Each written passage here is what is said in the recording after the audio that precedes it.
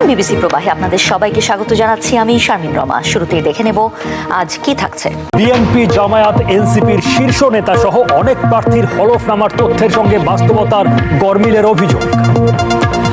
বাংলাদেশ ভারত টানাপোড়েনের ছায়া এবার ক্রিকেটে। মুস্তাফিজকে বাদ দেওয়ার প্রতিক্রিয়ায় বাংলাদেশে আইপিএল সম্প্রচার বন্ধ রাখার নির্দেশ। কারো কাছে অনুকরণীয়, কারো কটাক্ষের শিকা খালেদা জিয়ার সাজসজ্জা, পোশাক এবং নারী নেতৃত্বের ভাবমূর্তি ও প্রভাব কেমন ছিল বাংলাদেশের রাজনীতিতে, এসব নিয়ে বাংলাদেশ ট্রেন্ডিং। সঙ্গে আছেন বিশ্ববিদ্যালয়ের শিক্ষক কাজী মারুফুল ইসলাম। তার কথা তো শুনবো, একই সাথে আপনারা মতামত জানাতে পারেন বিবিসি বাংলার ইউটিউব, ফেসবুক, ইনস্টাগ্রাম ও এক্স হ্যান্ডেলে। এছাড়াও ভিজিট করুন বিবিসি বাংলার ওয়েবসাইট।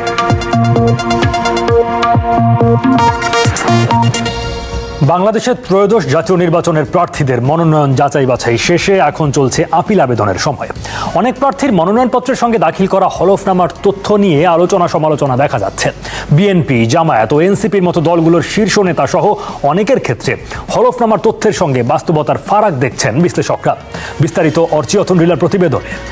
তারেক রহমান হলফনামা অনুযায়ী বয়স 57 বছর, তবে বিএনপির ওয়েবসাইট অনুযায়ী বয়স 60। দলটির তরফ থেকেও যেভাবে উদযাপন করা হয়েছে সেখানেও তারতম্য দেখা গেছে, যা বিএনপির ইউটিউব চ্যানেলেও রয়েছে। ফলে কমপক্ষে 3 ধরনের বয়সের পার্থক্য দেখা যায়। তার বার্ষিক আয় 6,76,000 টাকা, যে আয়ের উৎস রাজনীতি পেশা হিসেবে নয়। নিজের কোনো গাড়িও নেই। আবার এনসিপির নাহিদ ইসলামের আয় তারেক রহমানের প্রায় দ্বিগুণ। পরামর্শক পেশার বিস্তারিত নেই। তার 1/3 কম জামায়াতে ইসলামীর মোহাম্মদ শফিকুর রহমানের। যদিও তার সম্পদের 10 ভরি স্বর্ণ 1 লাখ টাকা, 7 কাঠার বেশি জমিতে ডুপ্লেক্স বাড়ি 27 লাখ টাকা, গাড়ি 4.5 লাখ। এগুলো আগেকার মূল্য এবং বর্তমান আনুমানিক মূল্য একই দেখানো হয়েছে। আবার তারেক রহমানের প্রায় 90 গুণ বেশি বার্ষিক আয় বিএনপি নেতা সালাউদ্দিন আহমেদের। এই প্রশ্ন সবসময় উত্থাপিত হয়, এবার তো আরো বেশি খুবই স্বাভাবিকভাবে, এবং এর পেছনে কারণও আছে। তার কারণ হচ্ছে যে আমাদের সার্বিকভাবে বাংলাদেশের মানুষের কর ফাঁকির প্রবণতাটা অনেক বেশি, এবং আমাদের আগের ইতিহাস তাই বলে আমরা বিশেষ করে হলফনামা ভিত্তিক যে কাজগুলো করেছি তাতে এই জিনিসটা দেখা গেছে যে আসলে বৈধ আয়ের সাথে অসামঞ্জস্যপূর্ণ সম্পদের একটা চিত্র। বাস্তবতা হচ্ছে যে যে তথ্যটা দেওয়া হয় তার সাথে আসলে সিংহভাগ ক্ষেত্রেই সামঞ্জস্যতা থাকে না। সামাজিক যোগাযোগ মাধ্যমে হলফনামার নানা তথ্য নিয়ে আলোচনা সমালোচনা দেখা গেছে, যদিও সেসব বেশিরভাগই পরিচিত শীর্ষ নেতাদের দেওয়া বিবরণ কতটা বাস্তবসম্মত সেগুলো নিয়ে। কিন্তু এলাকাভিত্তিক প্রার্থীরাও নিজেদের তথ্য দাখিল করেন। হলফনামার একটি উদ্দেশ্য যেখানে জনগণকে ধারণা দেওয়া, সেখানে নিজ এলাকার প্রার্থী নিয়ে মানুষ কতটা জানেন। এইগুলি আগ্রহ নাই আমার কাছে। আমরা তো আবার দল করি না, তো এই লিগে আর কি আমাকে এই সমস্ত সম্বন্ধে একটা আইডিয়া নাই আর কি। কারা কারা প্রার্থী বা কেন আমি কিছুই জানি না। আসলে তো লাভ নাই, কেউ কেয়ার করে না। So we don't also care. ছাত্র আন্দোলনের পরে তো আমরা হেগোর সাথে মিশিও নাই আর জানিও না হেগো পরিস্থিতি কি। নির্বাচন কমিশন হলফনামার তথ্য যাচাই বাছাই করে বেশ কিছু ব্যক্তির মনোনয়ন বাতিল বা স্থগিত করেছে। আইন অনুযায়ী হলফনামায় সম্পদ নিয়ে ভুল তথ্য বা তথ্য গোপন করলে প্রার্থিতা বাতিল করার কথাও বলা হচ্ছে। যদিও অনেকের ক্ষেত্রে অসঙ্গতি সত্ত্বেও মনোনয়ন বৈধ করার অভিযোগও আসছে। জামায়াতে ইসলামী ও এনসিপির দিক থেকেও এমন অভিযোগ এসেছে। হলফনামায় উল্লেখ করা তথ্য কাগজে কলমেই থেকে যায়, এই আলোচনা যেমন আছে, তেমন যাচাই বাছাই নিয়ে প্রশ্ন তুলছেন অনেক বিশ্লেষক। ক্ষমতার সঙ্গে সম্পৃক্ত কিংবা ক্ষমতা চর্চার একটা মূল উৎস হিসেবে দেখতে পাচ্ছি। তাদের আসলে যাচাই বাছাই করার ক্ষেত্রে কি সে একইভাবে নিয়ম মানা হচ্ছে? সামাজিকভাবে যাদেরকে নেতা বলা হচ্ছে তাদের ক্ষেত্রে অনেক অসঙ্গতি লক্ষ্য করা যাচ্ছে। তাহলে কাদেরটা আসলে করছেন নির্বাচন কমিশন যাচাই বাছাই, কাদেরটা আসলে করা যাচ্ছে না বা তারা করতে চাচ্ছেন না, কিংবা এই যে ক্ষমতার কারণে তারা মনে করছেন না তারা হেভিওয়েট প্রার্থী, তাদের কিছু খাটানো যাবে না। তো এই যে একটা রাজনীতি আছে যে হলফনামা যাচাই বাছাইয়ের ক্ষেত্রে, সেটা থেকে কিন্তু আমরা এখনো ঊর্ধ্বে উঠতে পারিনি, সেটা কিন্তু একেবারে স্পষ্ট। ক্ষমতার রাজনীতিতে জবাবদিহিতার জায়গা বাংলাদেশে অন্তত সেভাবে দেখা যায় না বলেই মনে করেন বিশ্লেষকেরা। আওয়ামী লীগের দীর্ঘ শাসনামলে যেমন হলফনামার তথ্য নিয়ে প্রশ্ন উঠেছে, তেমন এবারের দাখিল করা তথ্য বাস্তবতার সাথে কতটা সামঞ্জস্যপূর্ণ তেমন প্রশ্নও আসছে। যদিও এবারের আইনের সংশোধন, সম্পদের বিস্তারিত তথ্য, এমন বিষয়গুলো মিলে নতুনত্ব আসার কথাও বলা হচ্ছে। হলফনামায় যদি কেউ মিথ্যা তথ্য দেয় কিংবা তথ্য গোপন করে, তাহলে নির্বাচনের পরেও, অর্থাৎ পরের 5 বছর যদি এরকম কোনো তথ্য বের হয়ে আসে তখন ইলেকশন কমিশন ওই তথ্য নিয়ে একটা তদন্ত কমিটি করতে পারবেন, এবং সেই তদন্তে যদি প্রমাণিত হয় যে উনি আসলেও মিথ্যা বলেছেন কিংবা তথ্য গোপন করেছেন, তখন এই 5 বছরের মধ্যে তার এমপিত্ব বাতিল করার সুযোগ থাকবে। এটা নতুন একটা এডিশন। নির্বাচনের আগে এতটা কম সময়ের মধ্যে মাঠ পর্যায়ে বিস্তারিত তথ্য যাচাই বাছাই করা কতটা সম্ভব তেমন চ্যালেঞ্জও রয়েছে। এক্ষেত্রে পুরো প্রক্রিয়ায় নির্বাচন কমিশনের সাথে জাতীয় রাজস্ব বোর্ড ও দুর্নীতি দমন কমিশনের সক্রিয় ভূমিকার কথা বলা হচ্ছে। যদিও বাংলাদেশের রাজনৈতিক বাস্তবতায় সেসব প্রতিষ্ঠান কতটা স্বাধীনভাবে কাজ করতে পারবে সে নিয়েও প্রশ্ন রয়েছে। যে কারণে আমাদের কর্তৃত্ববাদ বিকাশ হয়েছে, সেখানে সেরকম অন্যতম হচ্ছে যে সব প্রতিষ্ঠানগুলোকে অকার্যকর করার জন্য দলীয়করণ করা হয়েছে, পেশাগত দলীয়পনা সৃষ্টি করা হয়েছে, এবং তাই সেই প্রতিষ্ঠানগুলো নিজেদের স্বার্থে ব্যবহার করা হয়েছে। আমাদের এই প্রতিষ্ঠানগুলোর মধ্যে তো আসলে ব্যক্তির পরিবর্তন হয়েছে, কোনো কোনো ক্ষেত্রে চর্চার তো পরিবর্তন হয় না। তারা কিন্তু ব্যক্তির পরিচয়ের দিকে, অবস্থানের দিকে তাকিয়ে কাজ করে অভ্যস্ত। তাদের মধ্যে কিন্তু এক দলীয়করণের জায়গায় আরেক দলীয়করণ হয়েছে। কাজে এখানে দেখার বিষয় যে আসলে এই চর্চাটা কি শুরুতে রাজনৈতিক দলগুলো ধারণ করবে, তারপরে এই প্রতিষ্ঠানগুলোতে সেটা বলে যে পরিবর্তিত হওয়ার সুযোগটা তৈরি হবে কিনা, সেই প্রশ্ন দেখার বিষয়। 2008 সাল থেকে হলফনামায় তথ্য দেওয়ার ব্যবস্থা শুরু হয়েছিল। এর তথ্য নিয়ে জবাবদিহিতার নজির সেভাবে তৈরি না হওয়ায় মানুষের মাঝে আস্থার ঘাটতি রয়ে গেছে। এবারও নানা ব্যবস্থা নেওয়ার কথা বলা হলেও পর্যবেক্ষকদের মতে সেগুলোর কার্যকারিতা নিয়ে সন্দেহ থেকেই যাচ্ছে। অর্চিয়তন্দ্রিলা, বিবিসি নিউজ বাংলা। সঙ্গে আছেন বিশ্ববিদ্যালয়ের শিক্ষক কাজী মারুফুল ইসলাম, তার কাছে যাচ্ছি। হলফনামার তথ্যের সঙ্গে যে অসামঞ্জস্যের অভিযোগ, তা থেকে বাংলাদেশের রাজনীতিবিদদের সম্পর্কে কি ধারণা পাওয়া যায়? কিভাবে দেখেন আপনি এই বিষয়টিকে? ধন্যবাদ আমাকে যুক্ত করার জন্য। দেখুন, বিষয়টাকে আমি ঠিক এককভাবে কোনো ব্যক্তিগত রাজনৈতিক নেতার অসততা এই জায়গা থেকে দেখার চেয়ে আমি বলবো যে এটার একটা প্রাতিষ্ঠানিক দিক আছে, রাজনৈতিক সাংস্কৃতিক দিক আছে, এবং অফকোর্স একটা কাঠামোগত দিক আছে। আমি যদি কাঠামোগত দিকের জায়গায় দেখি, যে তাহলে হলফনামায় যেভাবে তথ্যটা দিতে হয়, যেভাবে সংকলন করতে হয়, সেইটার মধ্যেই কিন্তু আমাদের একটা গ্যাপ আছে। অর্থাৎ পর্যাপ্ত তথ্য দেওয়ার সাথে আমাকে যে প্রমাণ দিতে হবে সেই বন্দোবস্তটি নেই। আবার নির্বাচন কমিশনের কাছে এই তথ্যগুলো যাচাই করার জন্য তার একটা কাঠামোগত সম্পর্ক লাগবে রাজস্ব বোর্ডের সঙ্গে, আমার ভূমি ব্যবস্থাপনার সঙ্গে, আমার ব্যাংকিং সিস্টেমের সাথে, এবং আদালতের সাথেও, কারণ অনেকের ক্রিমিনাল রেকর্ডও থাকতে পারে। তো এই সম্পর্কগুলো কিন্তু আসলে নেই। ফলে নির্বাচন কমিশন চাইলেই যে তথ্যগুলো দিচ্ছে সেগুলোর সাথে সাথে নিতে পারবেন না, দেখতে পারবেন না। আর রাজনৈতিক সংস্কৃতির যে ব্যাপারটা আছে, যে আসলে বাংলাদেশে এখনো পর্যন্ত আপনি দেখেন যে নির্বাচনটাকে দেখা হয় হচ্ছে ক্ষমতায় যাওয়ার একটা মাধ্যম হিসেবে। ফলে নির্বাচনী যারা প্রার্থী, তাদের নির্বাচনের প্রার্থীতা ঘোষণার সঙ্গে সঙ্গে তাদের ক্ষমতার প্রকাশ ঘটাতে হয়। ফলে যার টাকা আছে তাকে মনোনয়ন দেওয়া হচ্ছে, যার টাকা আছে তাকে, তার নির্বাচনী এলাকার মানুষ তাকে অতিরিক্ত সম্মান করছে। অর্থাৎ সংস্কৃতির মধ্যে দুর্ভাগ্যজনকভাবে আমরা এই জায়গাটিকে কোনো দায়বদ্ধতার জায়গায় না দেখে, স্বচ্ছতার জায়গায় না দেখে একদম নগ্নভাবে আমরা দেখছি যে এটা ক্ষমতার প্রকাশ যার যত বেশি, তার তত নির্বাচনী মাঠে তার সুবিধা করার সম্ভাবনা বেশি আছে। ফলে এই সংস্কৃতির জায়গাটাও আমাদেরকে কিন্তু এই জবাবদিহিহীন অবস্থার মধ্যে রাখছে। এবং এই আর্থিক সামর্থ্য নিয়ে এই নেতারা বা অন্যান্য যারা প্রার্থী হচ্ছেন সবাই তো খরচ করবেন একটা নির্দিষ্ট মাত্রায়, যেটা নির্বাচন কমিশনের তরফে বেঁধে দেওয়া হয়েছে। বেশি খরচের অভিযোগও থাকে। ফলে এই যে এই অর্থের সংকুলনটা ঘটবে, সেটা কি বাংলাদেশে সেটার কোনো স্বচ্ছতা থাকে? কে টাকা দিল, কিভাবে খরচ হলো?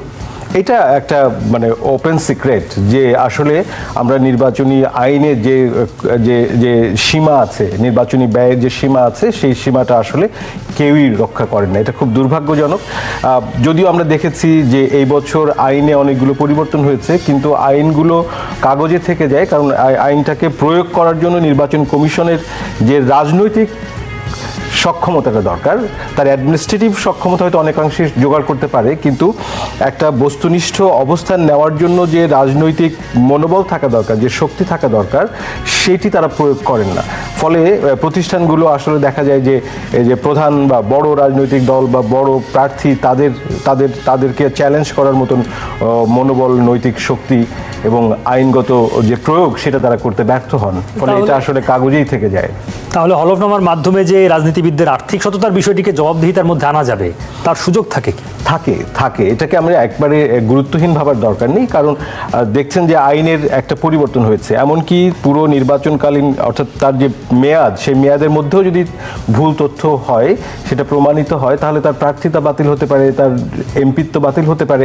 অর্থাৎ এই সুযোগটা এখন যদি কেউ প্রয়োগ করতে নাও পারে, কিন্তু ভবিষ্যতে যে কেউ পারবেন না এমন তো না। ফলে আইনের এই সংশোধনটার একটা প্রভাব অবশ্যই পড়বে, এবং আমি আশা করি যে নতুন যে রাজনৈতিক নেতৃত্ব আসবে বলে আমরা আশা করছি এই বাংলাদেশে, তাদের মধ্যেও এক ধরনের সচেতনতা তৈরি হবে, এবং তৃণমূল পর্যায়ে, ভোটার পর্যায়ে, নাগরিকদের পর্যায়ে একটা চাপ যদি তৈরি করা যায়। নাগরিকরা তো সচেতনই নন, আপনি শুনছিলেন, দেখছিলাম সেটাই, কিন্তু না, এটা তাদের পক্ষ থেকে নাগরিক সংগঠন এবং মিডিয়ার একটা নজরদারি করার ব্যাপার আছে। তারা যদি ক্রমাগতভাবে এটা করতে থাকেন দ্বার্থহীনভাবে, সাহস নিয়ে, তাহলে নিশ্চিত যে এই প্রার্থীরাও একসময় বাধ্য হবেন যে সত্য তথ্য দিতে। পরবর্তী নির্দেশ না দেওয়া পর্যন্ত বাংলাদেশে ইন্ডিয়ান প্রিমিয়ার লিগ IPL এর সম্প্রচার বন্ধ রাখার নির্দেশ দিয়েছে বাংলাদেশের অন্তর্বর্তী সরকারের তথ্য ও সম্প্রচার মন্ত্রণালয়। হিন্দুত্ববাদী কিছু সংগঠনের দাবির মুখে IPL এর দল কলকাতা নাইট রাইডার্স থেকে বাংলাদেশের ক্রিকেটার মোস্তাফিজুর রহমানকে বাদ দেওয়ার ঘোষণার প্রতিক্রিয়ায় এমন সিদ্ধান্ত নেওয়া হলো। এর আগে মোস্তাফিজুর রহমানকে বাদ দেওয়ার ঘটনায় নিন্দা ও প্রতিবাদ জানিয়ে আসন্ন IPL খেলার সকল সম্প্রচার বন্ধ করার জন্য প্রয়োজনীয় ব্যবস্থা নিতে তথ্য ও সম্প্রচার উপদেষ্টাকে অনুরোধ জানিয়েছিলেন ক্রীড়া উপদেষ্টা অধ্যাপক আসিফ নজরুল। সেই সঙ্গে আগামী T20 ক্রিকেট বিশ্বকাপে বাংলাদেশের ম্যাচগুলো ভারতের পরিবর্তে শ্রীলঙ্কায় সরিয়ে নেওয়ার জন্য ICC-কে চিঠি দিতে বাংলাদেশের ক্রিকেট বোর্ড BCB'র প্রতি নির্দেশ দেন তিনি।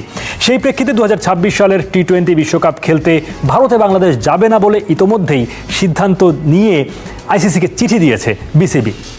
এই বিষয় নিয়ে কথা বলতে চাই, সঙ্গে আছেন বিশ্ববিদ্যালয়ের শিক্ষক কাজী মারুফুল ইসলাম। অধ্যাপক মারুফুল ইসলাম, এই যে ক্রিকেট ঘিরে যুক্ত হওয়া যে নতুন উত্তেজনা, দুই দেশের মধ্যে আগে থেকেই চলে আসা টানাপোড়েনে এটি কি প্রভাব ফেলবে, কি মাত্রা যুক্ত করবে? দেখুন, ব্যাপারটা তো আর আসলে ক্রিকেটে নেই। আমরা দুর্ভাগ্যজনকভাবে বাংলাদেশের সঙ্গে ভারতের যে সম্পর্ক, সেটা একটা টানাপোড়েনের মধ্যে যাচ্ছে, এবং এই সম্পর্কের মধ্যে অবশ্যই আমাদের দেশের নাগরিকদের পক্ষ থেকে তো ভারতীয় আধিপত্যবাদ কিংবা তাদের দাদাগিরি, এটা নিয়ে আমাদের অস্বস্তি আছে, আমাদের আপত্তি আছে, আমাদের অগ্রহণযোগ্যতা আছে। কিন্তু তারপরে এটা বাস্তব যে আসলে ভারত আমাদের নিকটতম প্রতিবেশী, তাদের সঙ্গে আমাদের বহুবিধ সম্পর্ক রয়েছে।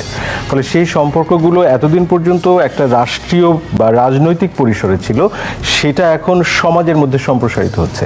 অর্থাৎ আমরা গত 24 আগস্টের পরে দেখেছি যে ভারতে বাংলাদেশ বিরোধী একটা তীব্র প্রচারণা চলেছে, দুই দেশই নাগরিক সমাজ বিক্ষোভ জানাচ্ছে, এবং বাংলাদেশের মধ্যে ভারত বিরোধিতার কারণে অকারণে অনেক বেশি তীব্র আকার ধারণ করেছে। মুশকিলটা হলো যে এই ভারতে হিন্দুত্ববাদী কিছু রাজনৈতিক দল তারা নানা রকম ডেমনস্ট্রেশন, এই সংকটটা কিন্তু টিকে আছে জনগণের ভেতরে দূরত্ব যতটা কারণে, তার চেয়ে কারণ হচ্ছে যে যারা ক্ষমতাসীন রাজনৈতিক দল, তাদের মধ্যে তাদের পরস্পরের লাভ বিবেচনার জন্য। অর্থাৎ ভারতে যারা আজকে ক্ষমতাসীন দল আছে, এই হিন্দুত্ববাদী দলগুলো, যেটা বিজেপি তার একটা অংশীদার, এরা এই মুসলিম বিরোধিতা, বাংলাদেশ বিরোধিতাটাকে তাদের রাজনৈতিক ফায়দা হাসিলের জন্য ব্যবহার করছে। আবার বাংলাদেশেও এই একই বাতাস দেওয়ার মতন পক্ষ আছে, অর্থাৎ যারা এই ভারত বিরোধিতাটাকে ভারতকে যথেষ্ট বিরোধিতা করার জন্য, ভারত বিরোধী তার অংশ হিসেবে কয়েকটি সাংস্কৃতিক সংগঠন, কয়েকটি গণমাধ্যমকে আক্রমণের, যেটা খুবই অহেতুক এবং অন্যায় এবং অন্যায্য। কিন্তু আসলে এখানে ভারতকে বিরোধিতা করাটা যতটা জরুরি, তার চেয়ে এই বিরোধিতাটাকে রাজনৈতিক সুবিধা আদায়ের জন্য আমাদের দেশে যে পক্ষগুলো সক্রিয়, তারা এটাকে কাজে লাগাচ্ছে। কিন্তু মাঝখানে ক্ষতিগ্রস্ত হচ্ছে কিন্তু সাধারণ মানুষ। আমাদের ক্রিকেট খেলা মুস্তাফিজ, যেখানে ভারত কিন্তু আমাদের ক্রিকেটে সহযোগিতা করেছে দীর্ঘদিন ধরে, আমাদেরকে টেস্ট স্ট্যাটাস পাওয়া থেকে শুরু করে বিভিন্ন পর্যায়ে কিন্তু সহযোগিতা করেছে। বাংলাদেশের মানুষের সাথে ভারতের মানুষের তো সম্পর্ক আছে, আমাদের অনেকগুলো সম্পর্কের জায়গা আছে। এই সম্পর্কগুলো যখন ক্ষতিগ্রস্ত হয়, তখন কিন্তু সাধারণ মানুষ ক্ষতিগ্রস্ত হয়। অর্থাৎ আমি আমার মাকে নিয়ে যদি আমি ডাক্তার দেখাতে যেতে চাই ভারতে, সেটা আমি যেতে পারবো না, কারণ হচ্ছে দুই দেশের রাজনৈতিক দ্বন্দ্বের কারণে। আমরা আধিপত্য দেখতে চাই না, কিন্তু একটা সৌহার্দ্যপূর্ণ সম্মানজনক সম্পর্ক আমরা দুই দেশের মধ্যে দেখতে চাই। সেটা দুই দেশের নাগরিকদের জন্যই সেটা প্রয়োজনীয়, সেটা দরকারি। এইরকম বাস্তবতায় নাগরিকদের দিক থেকে ক্ষোভ বা বিদ্বেষের কথা আপনি বলছিলেন। একই সঙ্গে বিসিসিআই এর মতো প্রতিষ্ঠান তারা নির্দেশনা দিয়েছে মুস্তাফিজুরকে রিলিজ করে দেওয়ার জন্য। এইদিকে বাংলাদেশের একজন উপদেষ্টা সরকারের পক্ষ থেকে নির্দেশনা দেওয়া, অর্থাৎ সরকারও এবং এই ধরনের প্রতিষ্ঠানগুলো এর সঙ্গে সম্পৃক্ত হচ্ছে। এটা অনেকটা ক্রিয়া প্রতিক্রিয়ার মতন, কারণ আমরা বিসিসিআই যেটা করেছে, অর্থাৎ ভারতীয় ক্রিকেটের বোর্ড যেটা করেছে, সেটা দুঃখজনক। কারণ এটা ওই হিন্দুত্ববাদী একটা সংগঠন দাবি করলো আর সেই দাবির কাছে নথি স্বীকার করা, এটা খুবই ক্রিকেটের জন্য, সকল পরিমাণ ক্রীড়ার জন্য এটা একটা দুর্ভাগ্যজনক পরিস্থিতি। এবং সেইটাকে আমার মনে হয় যে আমাদের দেশ থেকেও আরো সেন্সিবলি এটাকে ডিল করার ব্যাপার ছিল। এটা মানে ক্রিয়ার একটা পাল্টা প্রতিক্রিয়া দেখিয়ে জিনিসটার সমাধান করার চেষ্টাটা একটু পিছিয়ে যায়। ফলে আমরা এটাকে কিভাবে আরো ভালোভাবে মোকাবেলা করতে পারতাম সেইগুলো এক্সপ্লোর করার ব্যাপার ছিল। কেউ কেউ বলেন খেলার মাঠকে রাজনীতির বাইরে রাখার কথা, কিন্তু আদতে কি তা সম্ভব? আসলে খেলা আর রাজনীতির অংশ হয়ে গেছে, এটা দুর্ভাগ্যজনক। কিন্তু এটা বাংলাদেশেও যেমন হয়েছে, সেটা ভারতেও হয়েছে, সেটা বিশ্বের অন্যান্য দেশগুলোতে হয়েছে। আমরা অস্ট্রেলিয়া, ইংল্যান্ডের মধ্যেও দেখেছি যে তারা তাদের অবস্থান, তাদের জাতিগত সুপিরিয়রিটি তারা প্রকাশ করেছে বিভিন্ন। ফুটবলে আপনি যদি ইংল্যান্ড এবং আর্জেন্টিনার খেলা রাজনীতিগুলো আসে, আসলে এটা একটা জনগোষ্ঠীর সাংস্কৃতিক এবং তাদের যে আকাঙ্ক্ষা, তার একটা প্রকাশ যেহেতু ক্রীড়াতে ঘটে, ফলে সেটা রাজনৈতিক একটা টেনশন বা প্রতিক্রিয়া তৈরি করাটা খুব অস্বাভাবিক না।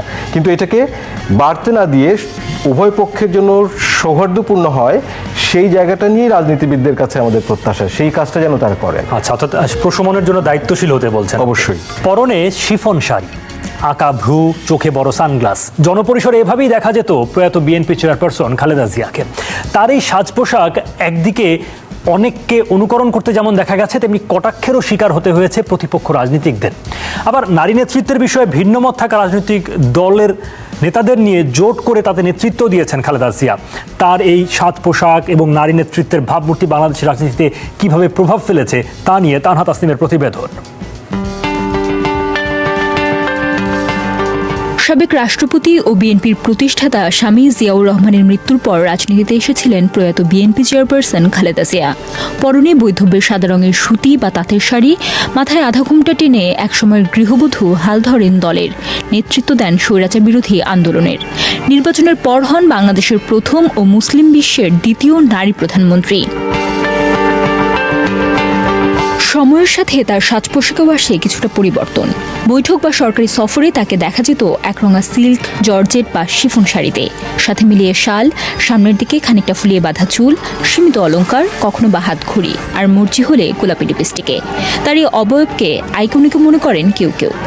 ওনার যে পোশাকটা, যে অ্যাপিয়ারেন্স উনি আমাদের সামনে এসছেন, এটা আসলে ওই যে আমাদের রক্ষণশীল একটা জায়গার বিধবার রূপকে এটা ভেঙে দেওয়ার একটা জায়গা ছিল। তার পোশাক যেমন তার আইকন ছিল, তার ডাকটাও কিন্তু তার একটা আইকন ছিল, এবং যেটা ক্রমাগত এই পুরুষতান্ত্রিক সমাজে তার যে একটি শক্ত অবস্থান আছে এটাকে প্রমাণ করেছে। পোশাক পরিচ্ছদের ব্যাপারে সবসময় পরিপাটি ছিলেন। তাকে দেখলে আসলে এক ধরনের, মানে আমি বলবো যে খুব তার সাজ পোশাকে কোনো উগ্রতা ছিল না, এক ধরনের সম্ভ্রম জাগে, মানে এক কথা বলা যায় এলিগ্যান্ট। বিশ্লেষকদের মতে স্বল্পভাষী, গাম্ভীর্য আর সংযত আচরণ তথা খালেদা জিয়ার ব্যক্তিত্বই তাকে রাজনীতিতে গ্রহণযোগ্যতা ও জনপ্রিয়তা এনে দেয়। পোশাক আর সাজে তার আধুনিক মার্জিত রুচি আর পরিমিতি বোধ সে সময় যেমন নানা বয়সী নারীদের আকৃষ্ট করেছিল, তেমনি প্রভাব ফেলেছিল তাদের সাজসজ্জাতেও। খালেদা জিয়ার মৃত্যুর পর এ নিয়ে সামাজিক মাধ্যমে পোস্ট করেন তারকাসহ অনেকে। তবে তার নান্দনিকতা যে কেবল প্রশংসায় কুড়িয়েছে তেমনটাও না, বরং পর্যবেক্ষকদের ভাষায় পশ্চাৎপদ পুরুষতান্ত্রিক যে সমাজে তাকে রাজনীতিতে আসতে হয়েছে, সেখানে তার দল বা নেতৃত্বের বিপরীতে এসব বিষয় ঘিরে ব্যক্তিগত আক্রমণের শিকারী হতে হয়েছে সবচেয়ে বেশি। সভা সমাবেশ তো বটেই, এমনকি সংসদে দাঁড়িয়েও তার সাজ পোশাক নিয়ে রাজনৈতিক প্রতিপক্ষের কটাক্ষ করার নজির রয়েছে, যা প্রকাশিত হয়েছে নানা সংবাদ মাধ্যমেও। আর তাতে কোনো অংশে পিছিয়ে ছিলেন না নারী নেতৃত্ব। এখন উনি সেজে গুজে মেকআপ নিয়ে একেবারে বুড়ুটুরু একে হাসপাতালে যান। উনি তো সত্যিকার অর্থেই ট্র্যাডিশনাল সুন্দরী ছিলেন, তো সেই জায়গা থেকেও কিন্তু অনেককে দেখবেন ব্যক্তিগত রোষানলে উনি পড়েছেন। আমাদের সামনে যে রাজনীতিবিদদের স্ট্যান্ডার্ড, আমাদের এখানে তো নারী রাজনীতিবিদ আগে যারা ছিলেন, মুসলিম লীগের আমল থেকে কয়েকজন ছিলেন, আমরা তাদের জানি। আওয়ামী লীগেও কয়েকজন ছিলেন, তাদের তুলনায় একটু ডিস্টিংক্ট মনে হতো আর কি খালেদা জিয়াকে। ওই যে পার্থক্যটা, এটা আবার অনেকে হজম করতে পারতেন না, এটাই হলো সমস্যা। এসব আক্রমণ সমালোচনায় কখনো জবাব দেননি খালেদা জিয়া, দমিও যাননি, বরং বজায় রেখেছেন নিজের পছন্দের সাজ পোশাক, জনপ্রিয়তা দিয়ে দাপিয়ে বেরিয়েছেন রাজনীতির মাঠ। এমনকি ধর্মভিত্তিক যেসব রাজনৈতিক দল নারী নেতৃত্বকে সমর্থন করে না, তারাও খালেদা জিয়াকে সামনে রেখে করেছেন রাজনৈতিক জোট, একই মঞ্চে দাঁড়িয়ে করেছেন সভা সমাবেশ আর আন্দোলন।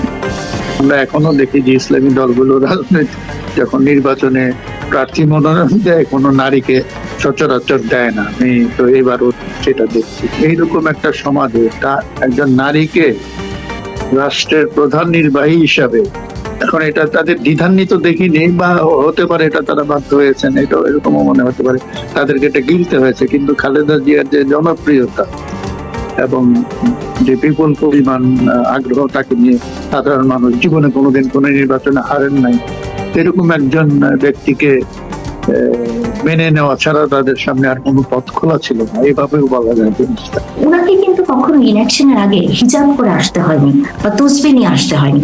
উনি যে পোশাকে ছিলেন, ওনার মৃত্যুর আগ পর্যন্ত উনি ওই একই ধারায় চলেছেন এবং শক্ত হাতে উনি ইসলামিক দলকে কন্ট্রোল করেছেন, উনি জাতীয়তাবাদকে ধারণ করেছেন এবং ওনার দলকে উনি 44 বছর ধরে উনি ম্যানেজ করে চলেছেন। 1993 সালে দ্য নিউ ইয়র্ক টাইমসকে দেয়া এক সাক্ষাৎকারে খালেদা জিয়া বাংলাদেশের সহনশীল ইসলামী ধারার ও কর্মক্ষেত্রে পুরুষের সাথে নারীদের উপস্থিতির বিষয়টি তুলে ধরেছিলেন। ফলে রাজনীতি আর ব্যক্তি জীবনে নেওয়া তার সিদ্ধান্তগুলো কারো কারো কাছে বিপরীতমুখী মনে হলেও নিজ চিন্তায় তাতে সামঞ্জস্য আছে বলেও মনে করেন অনেকে। Tanha Tasnim, BBC news Bangla. সঙ্গে আছেন বিশ্ববিদ্যালয়ের শিক্ষক কাজী মারুফুল ইসলাম। রাজনীতিবিদ হিসেবে খালেদা জিয়ার বিভিন্ন সিদ্ধান্ত নিয়ে বিতর্ক বা সমালোচনা দেখা গেছে, সেটা থাকতেও পারে, কিন্তু এই যে একজন নারীকে আক্রমণের বিষয়বস্তু হিসেবে তার সাজসজ্জা, পোশাক, বাংলাদেশের রাজনীতিতে এটা কিভাবে ব্যবহৃত হয়েছে এবং তার সঙ্গে পাল্লা দিয়ে খালেদা জিয়ার অ্যাপিয়ারেন্সটা কিভাবে আসলে রাজনীতিতে কাজ করেছে, কি ধরনের ভূমিকা রেখেছে বলে আপনি মনে করেন? দেখুন, এটা খুব দুর্ভাগ্যজনক যে আমাদের রাজনৈতিক সংস্কৃতিতে ব্যক্তি আক্রমণটাকে এখনো পর্যন্ত এক ধরনের গ্রহণযোগ্য মাত্রায় আছে। সেজন্য এই অগ্রহণযোগ্য চর্চাগুলোর আমরা দেখতে পাই। দেখুন, খালেদা জিয়ার ক্ষেত্রে যেটা আমাদের দেখার ব্যাপার, তার যখন বেড়ে ওঠার ব্যাপার, সেটা যদি আপনি দেখেন যে উনি মূলত তার মূল যে বেড়ে ওঠা 60-এর দশক থেকে, সেই সময় মানুষের যে রুচি, তার সেই সময় যে মার্জিত বোধ, তার একটা প্রতিচ্ছবি কিন্তু তার মধ্যে দেখা যায়। একই সঙ্গে তাকে একটা রক্ষণশীল সমাজের ভেতর থেকে উঠে আসতে হয়েছে, আবার তিনি একই সাথে আধুনিকতারও স্পর্শ পেয়েছেন তার এবং তাকে কিন্তু প্রমাণ করতে হয়েছে যে তিনি কেবলমাত্র প্রেসিডেন্ট জিয়ার স্ত্রী না, তিনি একজন স্বয়ম্ভূ একজন নেতা এবং তার নিজস্ব ব্যক্তিত্ব প্রতিষ্ঠা করতে হয়েছে। ফলে তার ফ্যাশন, তার রুচি, তার বাক্যচয়ন, তার অবস্থান, এগুলোকে খুবই স্বতন্ত্র একটা প্রকাশ দিতে হয়েছে। সেই আমার কাছে মনে হয় যে তার যে পোশাক পছন্দ, তার যে কথা বলার ধরন, এগুলোর মধ্যে তার একটা সচেতনতা ছিল। এটা খুব এমনিই না, অর্থাৎ এটা উনি বাছাই করেছেন যে আমি এইভাবে আমাকে উপস্থাপন করব এবং সেটা তিনি কিন্তু ওই একটা বাংলাদেশের যে স্বাভাবিক একটা উন্মুক্ত লিবারেল একটা পরিবেশ, সেইটাকে কিন্তু যে একটা মুসলিম সমাজ কিন্তু তার মধ্যে একটা খোলা জায়গা আছে, সেই জায়গাটাকে কিন্তু উনি ওনার অবয়ব দিয়ে, ওনার ব্যক্তিত্ব দিয়ে কিন্তু প্রকাশ পায়। এই সময়টা তার রাজনৈতিক ক্যারিয়ারে তাকে ওই ধর্মভিত্তিক রাজনৈতিক দলগুলোর সঙ্গে বোঝাপড়া করে চলতে হয়েছে, তাদেরকে নেতৃত্ব দিতে হয়েছে। 100বার এটা কিন্তু শুধু তারাই না, তার নিজের দলের ভিতরে যারা আছেন সেখানেও একটা কঠোর পিতৃতান্ত্রিক একটা অবস্থা। আপনি তাদের আচরণ, তাদের প্রকাশ, তাদের ভাষাভঙ্গি আপনি দেখবেন যে সেখানেও কিন্তু ভয়ঙ্কর রকমের এক ধরনের নারীর প্রতি অবহেলা, অমর্যাদা আছে। কিন্তু সেই রকম পরিস্থিতিকে অতিক্রম করে অন্যান্য প্রতিপক্ষগুলোর কাছে নিজেকে স্বতন্ত্র একটা অবস্থান তৈরি করার জন্য তার পোশাক, তার আচরণ, এগুলো কিন্তু কাজ করেছে এবং দিন শেষে কিন্তু উনি একটা সবার কাছে মর্যাদাবান মানুষ, একটা লাইক এ পার্সোনালিটি। খোলার কথা আপনি বলছিলেন বা খোলা পরিবেশের কথা সামাজিকভাবে বলছিলেন, রাজনীতিতেও কি তৈরি হয়েছে তারা? সেটার ব্যাপারে অনেক বিতর্ক আছে, কিন্তু ওনার রাজনৈতিক অবস্থানের মধ্যে থেকেও উনি কিন্তু চেষ্টা করেছেন যে খানিকটা লিবারাল পরিবেশটা রাখার জন্য। আচ্ছা, সেটা অনেক অংশে শেষ পর্যন্ত থাকেনি, কিন্তু চেষ্টা করেছেন। আচ্ছা, কাজী মারুফুল ইসলাম, অনেক ধন্যবাদ বাংলাদেশ ট্রেন্ডিংয়ে সময় দেওয়ার জন্য। ভেনেজুয়েলার প্রেসিডেন্ট নিকোলাস মাদুরোকে সামরিক অভিযান চালিয়ে আটকের পর অনেকগুলো প্রশ্ন সামনে এসেছে। যেমন, একটি সার্বভৌম দেশের প্রেসিডেন্টকে এভাবে সামরিক অভিযান চালিয়ে তুলে নিয়ে আসাটা কতটা আইনসম্মত। তবে ট্রাম্প প্রশাসনের শীর্ষ কর্তা ও যুক্তরাষ্ট্রের সেক্রেটারি অফ স্টেট মার্কো রুবিওর দাবি, আমেরিকার নিরাপত্তার স্বার্থেই তা করা হয়েছে। আমাদের উঠানে বসে কোনো দেশ বিশ্বজুড়ে কুকর্ম করে বেড়াবে, তা তো আমরা মেনে নিতে পারি না। একটা দেশের রাষ্ট্র ক্ষমতায় বসে পুলিশ, আর্মি থেকে শুরু করে সবাই মাদক চোরাচালানে সহায়তা করবে, আমরা তো সেটা হতে দিতে পারি না। এটা আমাদের জাতীয় নিরাপত্তার জন্য হুমকি। মাদুরোকে আটকের পর প্রশ্ন উঠেছে, দেশটির শাসন এখন কার হাতে থাকবে? কারণ যুক্তরাষ্ট্রের প্রেসিডেন্ট ডোনাল্ড ট্রাম্প বলেছেন এখন ভেনেজুয়েলা চালাবে যুক্তরাষ্ট্র। আমরা দেশটি চালাতে যাচ্ছি যতক্ষণ পর্যন্ত একটি নিরাপদ, সঠিক ও বিচারিক রূপান্তর না হচ্ছে। যদিও ভেনেজুয়েলার আদালত মাদুরো সরকারের ভাইস প্রেসিডেন্ট ডেলসি রদ্রিগেজকে দেশটির অন্তর্বর্তীকালীন প্রেসিডেন্টের দায়িত্ব পালনের নির্দেশ দিয়েছে। নির্দেশ পেয়েই তিনি ঘোষণা দিয়েছিলেন আমেরিকার বিরুদ্ধে প্রতিরোধ করবে ভেনেজুয়েলা। ভেনেজুয়েলা ও তার জনগণ একটা বিষয় পরিষ্কারভাবে জানে যে আমরা কারো দাস হব না, আমরা কোনো সাম্রাজ্যের উপনিবেশ হব না, সেটা যেই হোক। ট্রাম্প বলছেন, ডেলসি যদি আমেরিকার মর্জি মতো কাজ না করেন তাহলে মাদুরোর চেয়েও বেশি মূল্য চুকাতে হবে তাকে। অবশ্য ট্রাম্পের দাবি আমেরিকাকে সহযোগিতা করতে পরে তিনি রাজি হয়েছেন। এদিকে ট্রাম্প ভেনেজুয়েলা চালানোর ঘোষণা দিলেও দেশটির আইনশৃঙ্খলা বাহিনী আদৌ আমেরিকার নির্দেশ মানবে কিনা তা নিয়ে প্রশ্ন উঠেছে। কারণ দেশটির আইনশৃঙ্খলা ও সামরিক বাহিনীর বড় একটা অংশ মাদুরোর সমর্থক।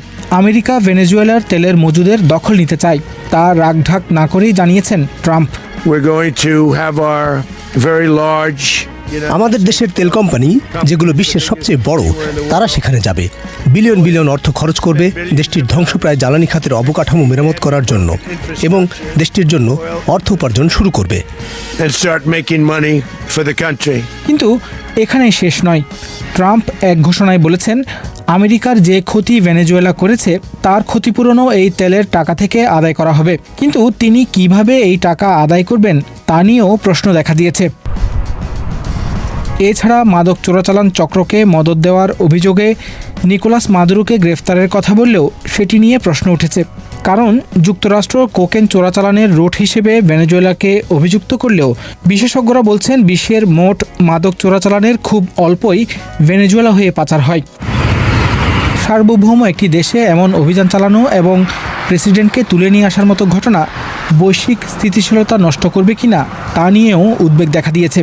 ইতিমধ্যে ডেনমার্কের অধীন গ্রিনল্যান্ড অঞ্চলটি আমেরিকার দখলে নেওয়ার কথা পুনর্ব্যক্ত করেছেন ট্রাম্প। জাতীয় নিরাপত্তার জন্য আমাদের গ্রিনল্যান্ড দরকার, এটি অত্যন্ত গুরুত্বপূর্ণ। এই মুহূর্তে গ্রিনল্যান্ডে সর্বত্র রাশিয়ান এবং চীনা জাহাজ ভরে আছে। জাতীয় নিরাপত্তার দৃষ্টিকোণ থেকে আমাদের গ্রিনল্যান্ড প্রয়োজন এবং ডেনমার্ক এটি সামলাতে পারবে না। যুক্তরাষ্ট্রের জাতীয় নিরাপত্তার কথা বলে ভেনেজুয়েলায় অভিযান চালানো হলেও তা আদৌ আমেরিকার জন্য কল্যাণকর হবে কিনা তা নিয়ে প্রশ্ন তুলেছেন খোদ মার্কিন সিনেটের সদস্যরা। আমেরিকা ভেনেজুয়েলা চালাবে, কিন্তু আমরা সময়ের সাথে যেটা শিখেছি, আমেরিকা যখন এইভাবে কোনো সরকার পরিবর্তন করে বা জাতি গঠনে যুক্ত হয়, আমেরিকান জনগণই তার মূল্য দেয় এবং তার রক্ত ও ডলার উভয় দিয়েই। মাদুরোকে আটক করে যুক্তরাষ্ট্রে নিয়ে যাওয়ার পর ভেনেজুয়েলানদের মধ্যে উদযাপন ও বিক্ষোভ দুটোই চলছে। তবে দেশটির মানুষের মধ্যে এক ধরনের আতঙ্ক দেখা দিয়েছে যে আগামীতে কি হবে। তাই যেভাবে পারছে খাদ্য ও জ্বালানি মজুদের চেষ্টা করছে। তবে দেশটির আইনশৃঙ্খলা বাহিনীর তরফ থেকে জনগণকে আতঙ্কিত না হয়ে স্বাভাবিক জীবনযাপনের নির্দেশ দেওয়া হয়েছে। সবাইকে শুভকামনা জানিয়ে আমি শারমিন রমা এখানেই বিদায় নিচ্ছি। ভালো থাকবেন।